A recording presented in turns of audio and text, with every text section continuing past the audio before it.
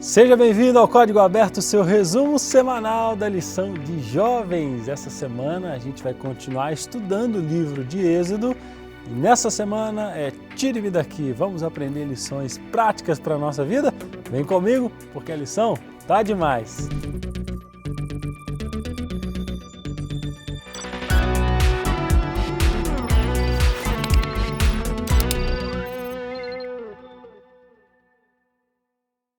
Que bom ter você em mais uma semana estudando a lição da Escola Sabatina aqui comigo no nosso Código Aberto, um resumo prático, direto ao ponto, com imagens para fixar o conteúdo. A lição de sábado, nós temos aí a nossa tirinha e você pode dar uma olhada aí na sua lição também e colocar aqui nos comentários as suas impressões da tirinha, que acaba dando um panorama da lição da semana. A parte de domingo, o título é Estamos Livres. Olha, já aconteceu de você esperar por algo tão grande que parecia que nunca chegaria, sabe? Aquela coisa que deixa a gente ansioso. Os israelitas viveram isso, aguardando anos pela libertação, até que de repente tudo mudou. Em poucas semanas, o destino deles foi reescrito, eles passaram de escravos para livres. O Êxodo é um dos momentos mais marcantes dessa história de Deus com seu povo, mas as pragas geraram desconforto em muitos deles. Por que tanto sofrimento? Por que tanta destruição? Poderiam perguntar isso. E para entender, é preciso lembrar do contexto. Naquela época, os povos viviam sob medo e adoração de diversos deuses. A luta pela liberdade dos israelitas foi, na verdade, um confronto para mostrar quem servia ao Deus mais poderoso. Deus, desde o início, declarou que os egípcios conheceriam seu poder. Eles saberão que eu sou o Senhor, como está lá em Êxodo 7, verso 5. A última praga, a morte dos primogênitos, foi um dos meios de mostrar ao mundo quem Deus realmente é. Essa história não só revela a sabedoria divina, mas também ensina sobre a salvação. Então, conhecer a Deus, de fato, é viver essa salvação. Isso era o interesse de Deus, que o povo fosse salvo através do conhecimento do próprio Deus. Aí a gente chega na lição de segunda-feira, que tem como título Quando Tudo Muda. Desde o início, pessoal, Deus havia prometido a Moisés que, após a última praga, o faraó finalmente libertaria os israelitas. Deus revelou que, para se prepararem para esse momento, os israelitas deveriam pedir bens materiais aos egípcios. É interessante que Moisés, antes de ser o líder dos israelitas, já era respeitado pelos egípcios, mostrando que ele não apenas guiava o seu povo, mas também oferecia uma chance de salvação para os egípcios. Deus, então, deu instruções detalhadas para a noite da Páscoa, onde cada casa israelita deveria sacrificar um cordeiro e passar seu sangue nas portas, garantindo a proteção contra a praga da morte. A Páscoa, então, marcaria o início do calendário de Israel.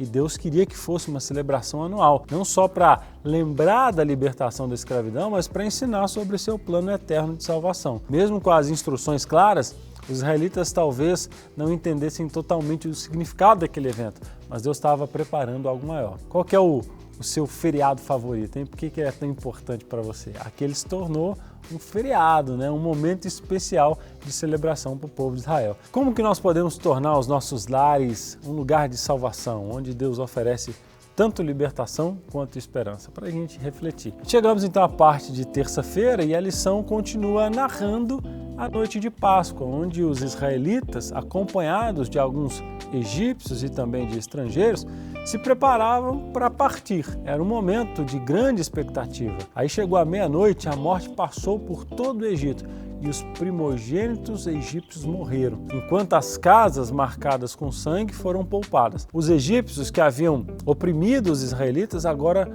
se apressavam para querer que o povo saísse logo. Até os presentearam com muitos bens. E aí muitos questionam por que Deus enviou pragas tão devastadoras? A resposta está na mensagem de Deus durante as pragas. Os egípcios saberão que eu sou o Senhor.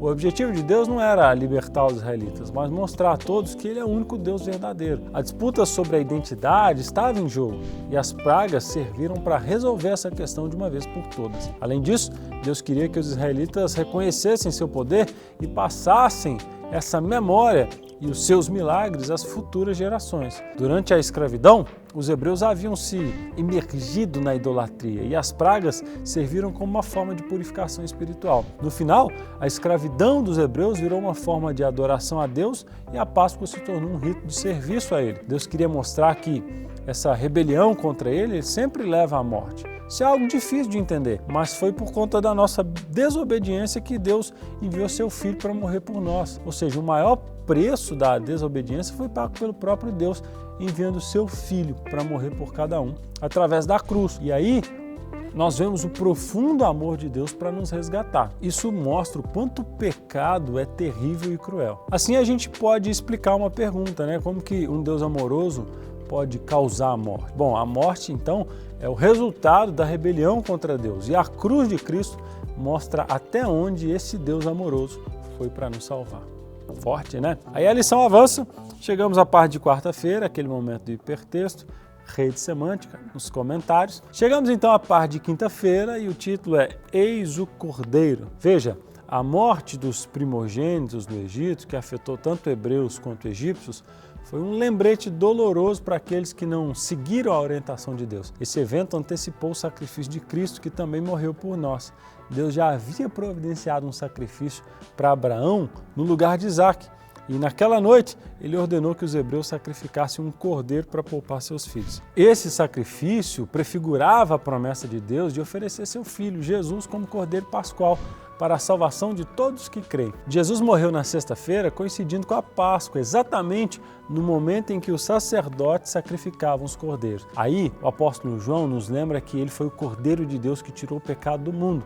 Além disso, o simbolismo da Páscoa aparece novamente quando Jesus, prestes a morrer, recebe o vinagre no caniço de isopo, cumprindo outra parte da tradição. Isso simboliza a ira de Deus contra aqueles que rejeitam a sua salvação. Mas Jesus tomou sobre si essa ira para que nós não precisássemos tomar. Jesus, o Cordeiro Pascual, sofreu em nosso lugar e ao fazer isso, ele mostrou esse incomparável amor de Deus. Ele aceitou a morte, um sacrifício de amor para nos libertar. Após refletir sobre o sacrifício de Cristo, surge uma pergunta, né? Como é que a gente pode viver com essa compreensão de que Ele morreu por nós? Como essa compreensão faz toda a diferença para a gente enxergar Deus como um Deus de amor, mesmo tendo cenas como essa que a gente está vendo na Bíblia durante essa semana. Só assim essas cenas fazem sentido e mostra que o maior preço foi pago pelo nosso Deus. Bom, a gente chega então na parte de sexta-feira e o título é O Primogênito. A sexta-feira eu faço um resumão aqui mais curto, só para você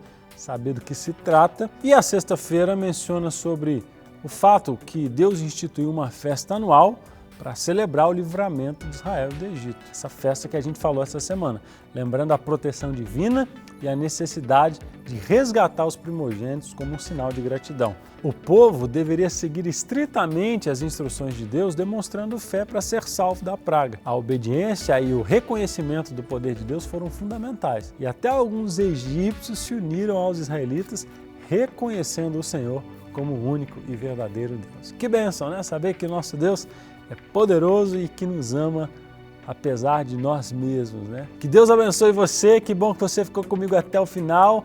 Lembra do QR Code do Quiz da Esperança, coloca a sua classe para participar, vamos popularizar ainda mais o Quiz da Esperança. Não esqueça também de enviar esse link para os amigos da sua classe e, é claro, você que é professor da classe, a gente colocou algumas perguntas aqui para você tornar o estudo mais dinâmico no próximo sábado. Deus te abençoe e a gente se vê na semana que vem. Até lá!